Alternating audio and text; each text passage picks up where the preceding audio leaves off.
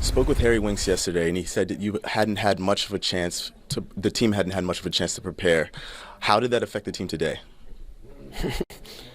We don't have time to prepare, and we never know the players that we have available. It's an incredible, unlucky season since the beginning. Before I arrived, they lost the keeper and the captain for months, and then Harry Kane, and then Sissoko, and then Son, and the reality is that we don't have a striker. It's as simple as that, and you could see Leipzig plays with Werner and Schick and Kunku, and then during the game they play Forsberg and they play Poulsen, and we are in a very difficult situation. So I cannot ask more from my players. They did amazing since I arrived to be in this position. We were 12 points behind the fourth. We are 1 point behind. But the situation is very difficult. We are like a gun without bullets, so it's very difficult. All right, with this gun with no bullets, how do you fire in the second leg? What do you change? I don't know. You have to pistol whip a little bit? No, the problem is that for the next 3 weeks, we have lots of matches to play, and we have exactly the same players. So the problem is not just to play with these players, is that we are going to play with these players completely tired.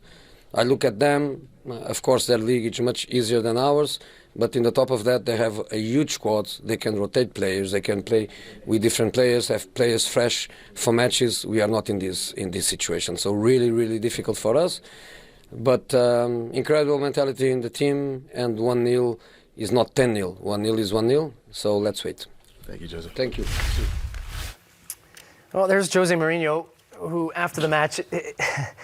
It's always an entertaining interview, isn't he? It felt like a lot of excuses, though. Now, yes, Spurs are banged up. Yes, they're missing a number of key players. But by the way, so were RB Leipzig today, especially at the back. Their key defender all season long was suspended today. He'll be back for the next one, which is Upamecano. And one of the things that Mourinho was saying there is we're going to have the exact same squad the next time we play. Nobody that's on a long-term injury is going to be back before then. How do you see this one playing out, guys? Early look ahead to the second leg. Well, there was a lot of excuses. I think that's exactly what his pregame press conference was. He talked about what strikers he didn't have. He talked about all the strikers that Leipzig played today. Like, he's just creating that narrative. But it's going to be more the same for me in the return leg, simply because, as you said, these guys aren't coming back from injury. That's pretty simple. I think you might see a more open game, as the game draws on, because they're going to be playing with desperation. And the reality is, okay, this is the circumstances you're in. So instead of talking about that and drawing up all these, making a buffer in some ways, creating like a little bit of a support system, so it's like a disclaimer. Just go out there and motivate your team. You have players who are up for the challenge. Typically, that is how Mourinho does motivate. But it's just like, I'm over it. We got more to come. Stay with us here on the BR Football Post-Match Show.